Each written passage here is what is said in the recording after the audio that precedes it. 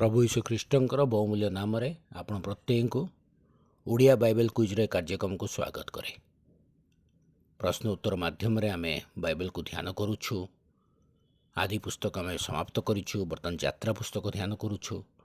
आपण मैंने अंशी होइतिबारु धन्यवाद जनवा सहित कहवाक चाहे जो नूतन भाव में अंशी होती चैनल टी सब्सक्राइब करी अंशी हूँ, जहाद्वारा सहजरे आम समस्त कार्यक्रम आपण भाग नहीं पारे।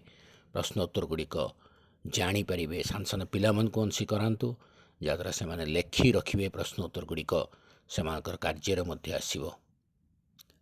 गत काली जो प्रश्नटी पचरा जाता था समागम तंबू और बेदी मध्य स्थान रे कौन रखा जीवो।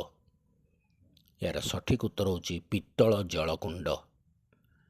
यात्रा पुस्तक 30 पर्व 18 पदरे आपण माने उत्तरटी पाई परिबे।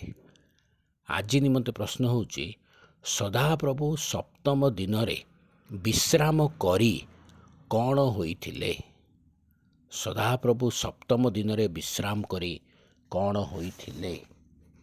एई प्रश्नर उत्तरटी को आपण माने आममानकर वीडियो रे जाई आममानकु जणांतु। निश्चिंत भाव में जणाया पई चेष्टा करंतु। अन्य मानकु मध्ये उत्साहित करंतु ए कार्यक्रम अंशी हेबा पई। धन्यवाद।